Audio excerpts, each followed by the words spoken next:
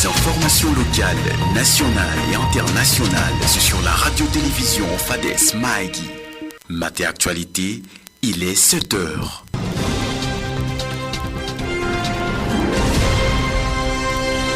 Samuel Munguromo Atido.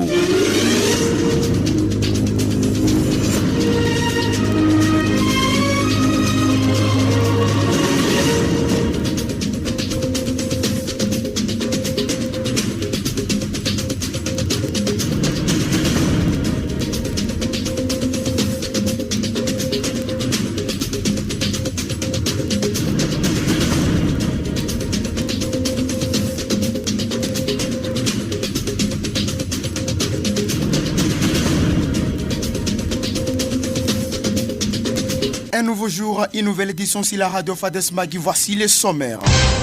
Tshisekedi Tshilombo Félix Antoine Moïse Katumbi reste en course présidentielle 2023. La Cour constitutionnelle valide la liste définitive avec 26 candidatures. Publication de la liste définitive des candidats députés provinciaux, c'est mardi 31 octobre, a annoncé la CENI dans un communiqué. Double cérémonie de collation des grades académiques et clôture de l'année académique 2022-2023. C'était ce lundi 30 octobre à l'ISP Magui, on a parlé tout à l'heure. Samalou Kondé a mission d'inspection des travaux des 45 territoires dans la province des Hautes-Bazoulés, on a parlé bientôt. La partie sportive mettant un point final à ces radios journal. Appelez-moi Samuel Munguromo Atido. Monsieur Moïse tient la mise en onde et la prise de son.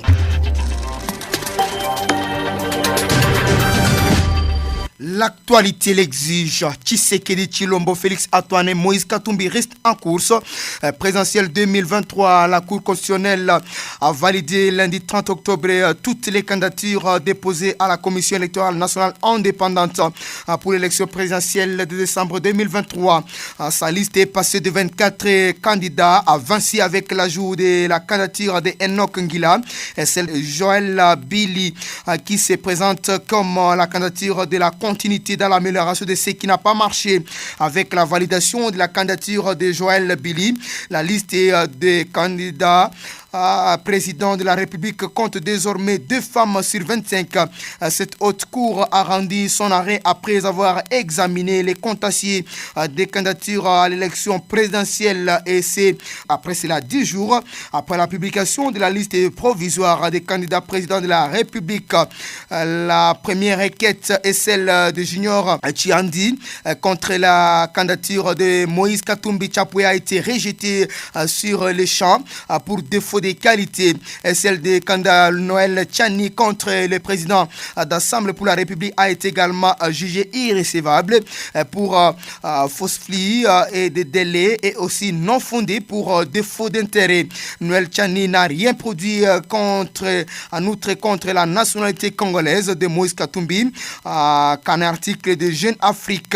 Selon lui, son client dispose d'un certificat de nationalité congolaise délivré à bon et due forme par les autorités compétentes et qui est le seul document valable attestant la nationalité en droit congolais. Il faut noter également le week-end dernier, le ministère public avait jugé recevablement non fondée la requête de Seth Kikouni visant la validation de la candidature de Félix Antoine Tshisekedi Tshilombo, candidat à sa propre succession. Ci-dessous la liste complète. Numéro 1, Augustin Matata Pognon. 2, Adolphe Mouzito. 3, Tony Bolamba. 4, Jean-Claude Bwende. 5, Moïse Katumbi. 6, Marie-José Ifoko. 7, Noëlla Tchani. 8, Seth Kikouni. 9, Rajabou Tendaboso Borabose Nitourian. 10, Théodore Ngoy. 11, Martin Fayoulou. 12, Denis Mukwege. 13, Délice Sanga. 14, Frak Diongo. 15, Constant Moutamba. 16, Juste Moutengereza. 17, Georges Mbousse Falay. 18, Rek Kazadi. 19, Abraham Mangalassi. 20, Ngema Lio Bokondi. 21, Floribert Anzolini. 22, Patrice Mwamba.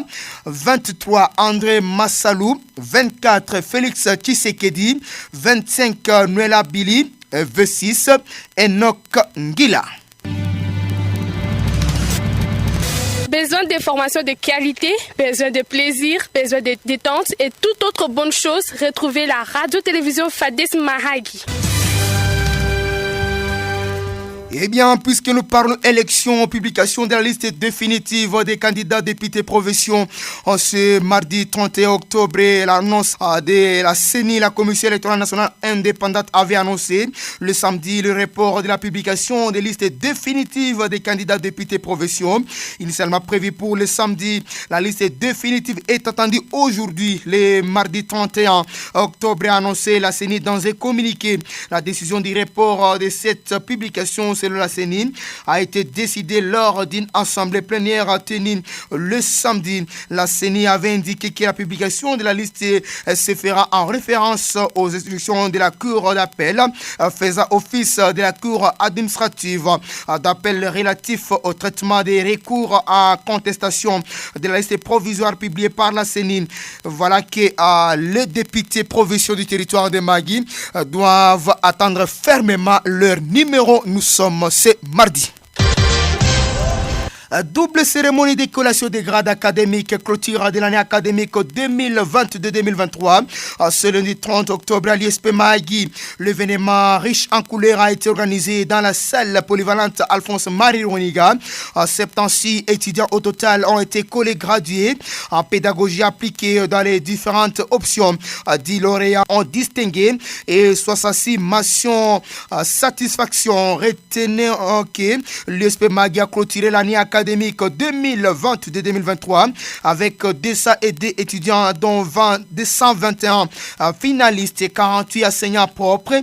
À l'ISP Mahagi, 17 visiteurs dont un total de 65 enseignants, professeurs ordinaires, professeurs associés et chefs de travaux, assistants confondus. Et il faut noter qu'ils ont dispensé les cours dans les différentes filières au sein de cette alma mater. Écoutons ici le CT Mupanda Watum Stanislas. Vous savez, en pédagogie appliquée, il y a plusieurs options. À l'époque, il y avait des sections. Section lettres et sciences humaines et section sciences exactes. Et avec les nouveaux systèmes LMD, les appellations ont changé. Alors, dans toutes ces sections, on organise les deux facultés ou sections comme sous la DSP et il y a plusieurs orientations, plusieurs départements là-dedans. Donc, ici, aujourd'hui, on veut lancer des finalistes en pédagogie appliquée, option biologie-chimie, option géographie et environnement, anglais, français, latin, ainsi de suite. Lorsque le sujet académique a prononcé ce discours, nous-mêmes, directeur général, avons prononcé ce discours, là, on dit que non, ce sont des élites, ce n'est pas les papiers. Hein. Les diplômes, c'est un papier. Mais il faut maintenant défendre ces papiers. C'est la tête que nous appelons, surtout en pédagogie, les compétences. Ils doivent montrer sur terrain leurs compétences. Aujourd'hui, si vous avez suivi le bilan académique, le sujet académique, il y a eu 120 inscrits, 120 finalistes, c'est-à-dire l'effectif total des étudiants, 212. La pyramide est renversée. Oui, c'était un grand défi. Ça, c'est vrai, c'était grand défi, monsieur le journaliste, et c'était un truc de vous relever.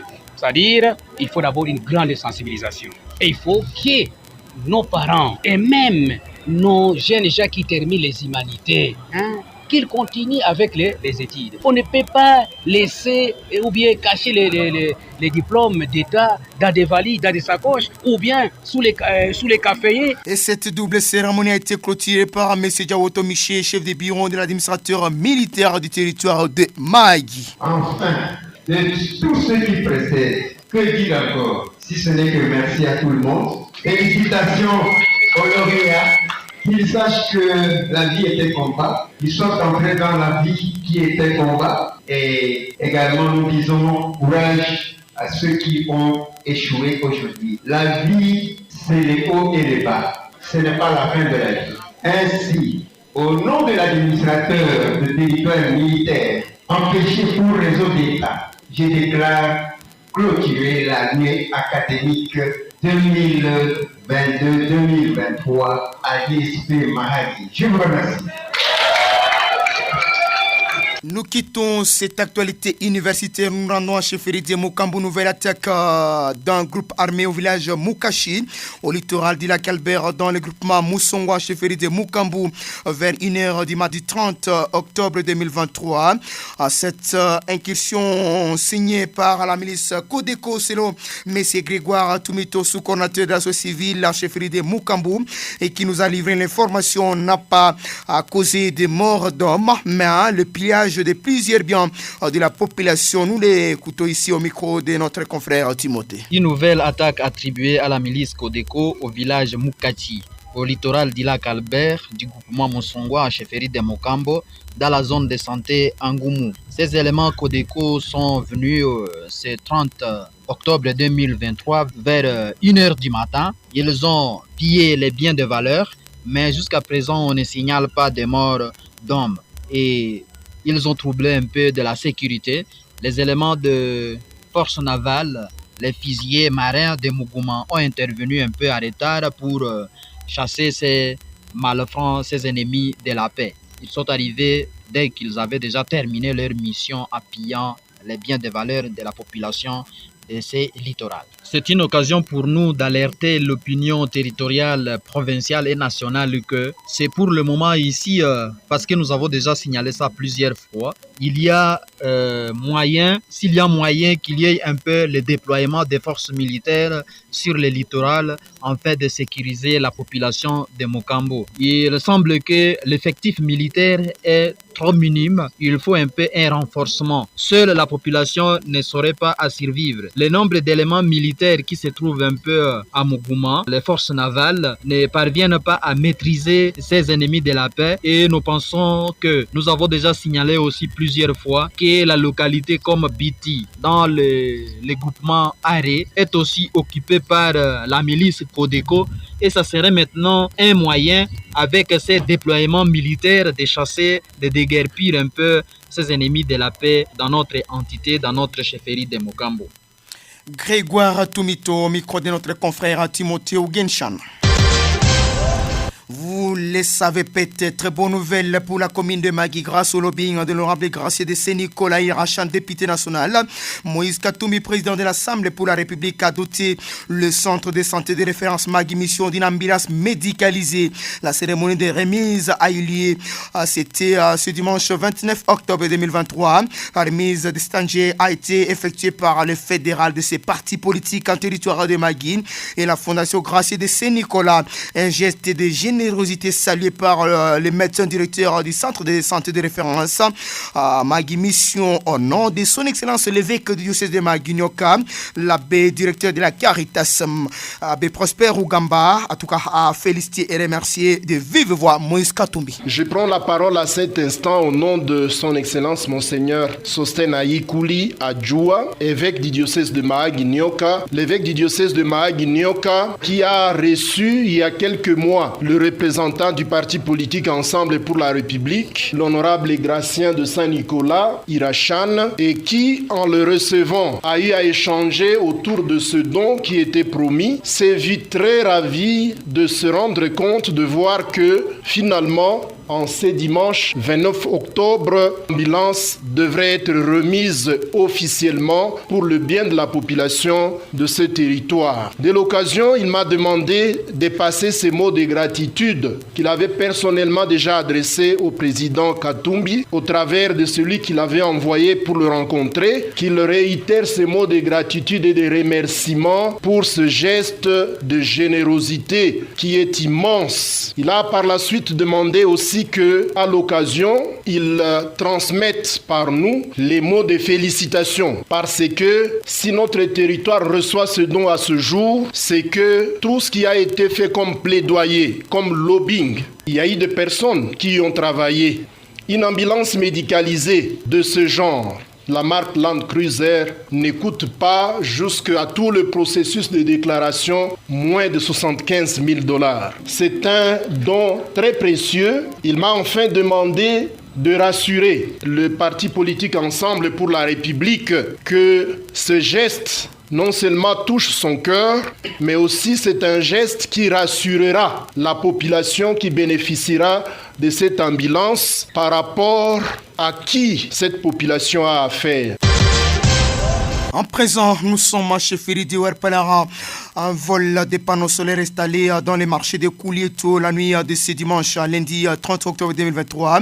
Selon le chef du marché de Koulieto, des garçons bien identifiés ont été surpris en train de voler les panneaux solaires installés.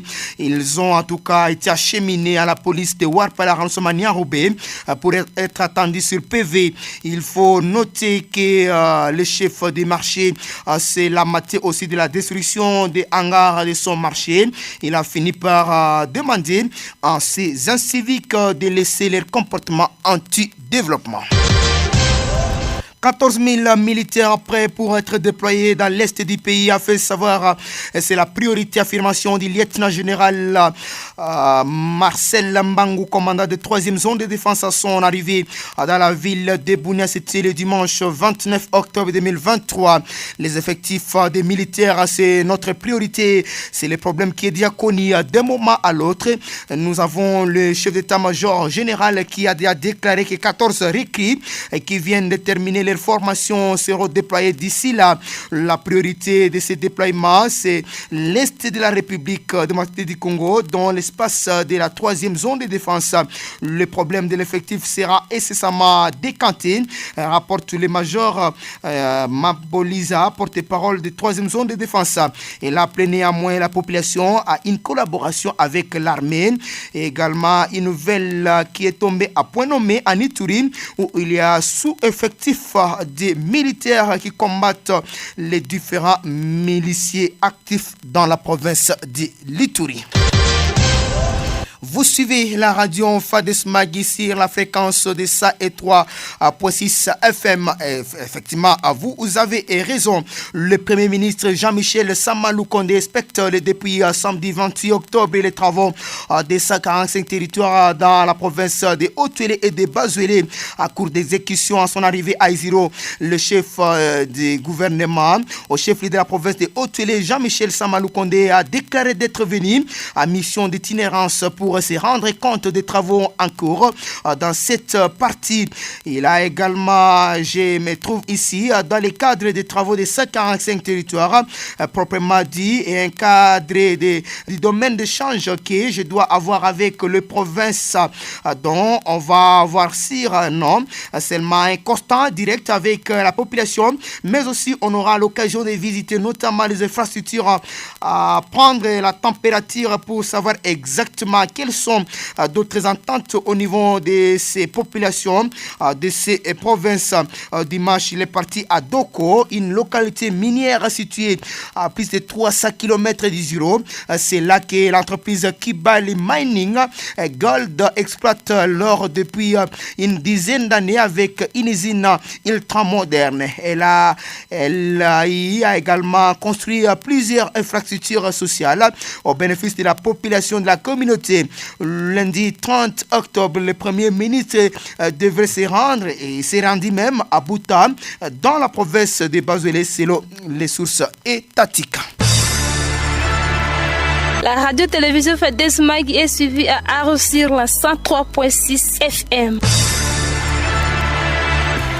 Eh bien, le centre de Kassenyi, secteur de Bahema, site risque d'être coupé de la ville de Bunia à cause de l'état de la route et de l'insécurité si le gouvernement provincial n'intervient pas rapidement. C'est le constat de M. Ernest Mugissa, sous-préfet de la sous-division de Irumude. Constat fait ce lundi lors de son passage sur le tronçon pour son séjour à Kassenyi. Pour l'état de la route, Bunia-Kassenyi mérite une intervention urgente avec des ingénieurs compétents. On écoute ici M. Ernest. Nous demandons à l'excellence de jeter rapidement un coup d'œil sur ce tronçon de Kassenyi. Ce tronçon de Kassenyi est coupé. On ne sait pas circuler. Moi, personnellement, vous voyez, je suis mouillé. Mouillé des documents, tout est mouillé. Parce qu'on ne sait pas se mouvoir sur ce tronçon. Nous demandons à ce que le gouverneur militaire et puisse sélectionner des bons ingénieurs. Parce que les problèmes qu'on a ici, c'est les problèmes des techniciens en matière. Des fois, on récupère des gens qui n'ont pas d'expérience. Lorsqu'ils arrivent, il faut quelque chose et le lendemain, vous voyez, c'est encore détruit. Donc, si on peut sélectionner des ingénieurs, comme on a construit des murs, il y a des murs qu'on a érigés là-bas. Et ces murs-là, il fallait couler ces socles-là. Parce que l'eau se faufile dans des espaces vides, rester dans ces murs construits-là. Alors que si on pouvait déjà croiser, fermer ça par des socles coulés et l'eau n'allait pas déranger là-bas. Et j'ose croire aussi que cette eau doit avoir été bloquée quelque part. Parce qu'avant même s'il y avait l'inondation, alors là, il faut la présence des poclés. Je crois que le gouvernement provincial dirigé par les Warriors, le gouverneur, c'est un homme de travail. Et s'il peut encore rapidement passer à nous envoyer et les poclés pour tracer les lits là. Il plaide par ailleurs que le numéro 1 de la province de l'Ituri continue à instruire ses militaires pour assurer une bonne sécurité des usagers. Ernest Mugissa. Nous sommes en train de demander au gouvernement, qui est représenté par le gouverneur militaire, de ne pas se décourager comme d'habitude et d'envoyer les militaires, les soldats, qu'ils soient implantés le long de cette route-là. Parce que nous savons, ils profitent, ces bandits-là profitent à des heures d'atto vespérales, ils profitent à des heures vespérales, pendant que les militaires qui contrôlaient, qui gardaient les trousseaux, se sont déjà retirés. Et nous demandons aux militaires de ne pas se gêner. Nous encourageons leur présence. Ils doivent être là pour nous. Jusqu'à 20 heures, on doit les trouver encore sur les trousseaux. On ne se gêne pas de leur présence. Et par rapport aussi aux gens qui ont l'habitude de se promener la nuit, vous savez, dès que ça fait 18 heures, il ne faut pas s'engager sur ces trousseaux-là. Il n'y a pas que cas d'insécurité. Vous pouvez rencontrer un animal, vous pouvez rencontrer des bêtes à divagation, vous pouvez rencontrer un véhicule aussi qui se précipite pour atteindre le lieu où il doit s'orienter. Et tout ça, ça peut causer aussi des accidents. Vous allez manquer qui pour vous secourir? Avant de retrouver le sport, vous le savez, la RTFM continue avec l'émission politique Balance de mesures.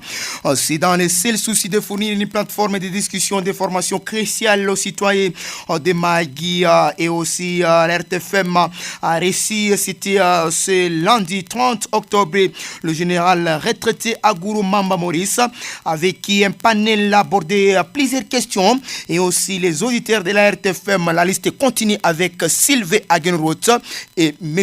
Pierre Wonga. Nous parlons sport.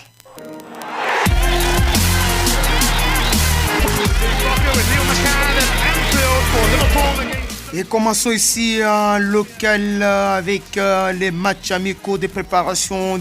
Nous sommes mardi 31 octobre 2023. Nous sommes dans les cadres des matchs des cercles de football de Magui. FC Autriche va rencontrer Lengasport au stade Moussa Dougalou, alors que Bossoma va rencontrer Diable Rouge au stade à Podoroa. TS Umoja de Mona va rencontrer à Tandélé au stade de Tata Songé, alors que TP Mwinda Sport va rencontrer IS Étoile de Djoupouké au stade de Tombou. Bilima de Djouvudo va rencontrer Kilo rénové au stade de Djadouar. Alors qu'en Ligue 2, et vous le savez peut-être, nous sommes en Ligue 2. L'Inafoot, le FC Moblé est tombé devant FC Mabanga d'Endrele 2-1. Et contrairement aux rumeurs que vous suivez sur les réseaux sociaux, des 4 buts à 1, en tout cas la RTFM reste là. Votre sous de formation, c'est 2-1 en faveur de FC Mabanga d'Endrele.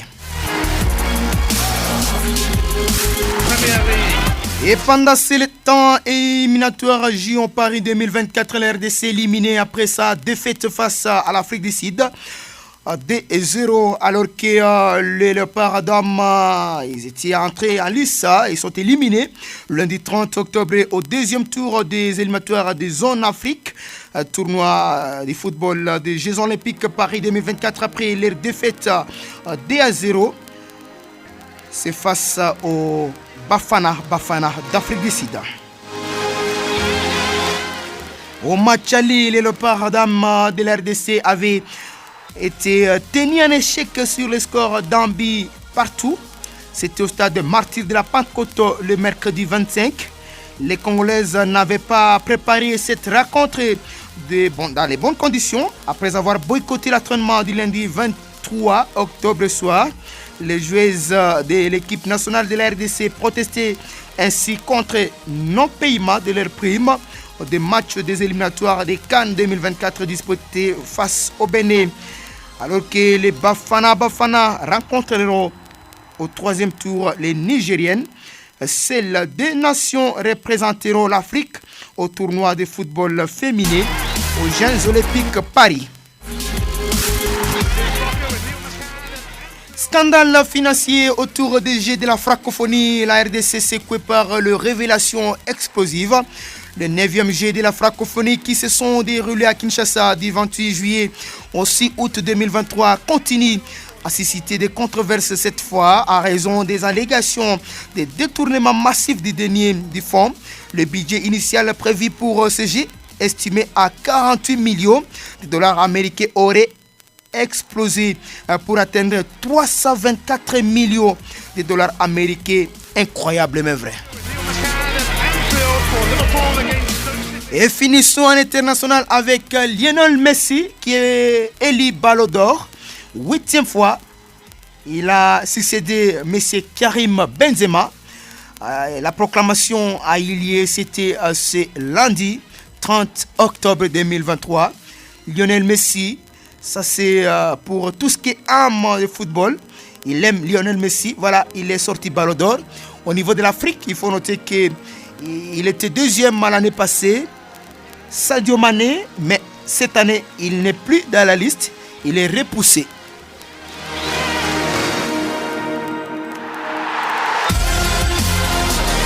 Et si vous avez aimé cette édition du journal sur la radio Fades Magui, dites merci à toute l'équipe rédactionnelle qui m'a véritablement accompagné, les heures Pitoua, M. Justin Parognaï et Timothée Ougenshan Ofoïmungu. Merci à Moïse Pirote qui m'a accompagné. Je m'appelle Samuel Munguromo Atido Wodjopio. J'étais devant ces micros pour l'édition matin actualité. C'est la RTFM. Il me reste de vous dire merci infiniment. Et voici pour vous les rappels des principaux titres.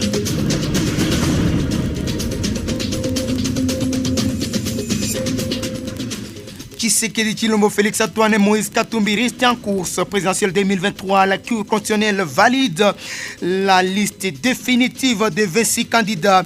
En tout cas, les partis politiques de Moïse Katumbi saluent l'inclusivité du processus électoral. Nous restons dans cette page de l'élection, publication de la liste définitive des candidats pour députés provinciaux. Ce mardi 31 octobre, a annoncé la CENI dans un communiqué. Dans la liste, certainement, Atido Ouanda est attendu. Double cérémonie de collation des grades académiques et clôture de l'année académique 2022-2023. Ce lundi 30 octobre à l'ISP Magui, l'événement riche en couleurs est organisé dans la salle polyvalente Alphonse Marie Roniga. 14 000 militaires prêts pour être déployés dans l'est du pays, fait la priorité affirmation du lieutenant-général Marcel Mbangou, commandant de 3e zone de défense à son arrivée dans la ville de Bounia. Également, Samalou Kondé a mission d'inspection des travaux des 145 territoires dans la province de Haut-Tuélé et de Bazouélé. Et voilà ce qui met un point final à ces radios journal. Portez-vous bien. La RTFM reste votre radio, la voix des savoirs et aussi la radio de toutes les générations.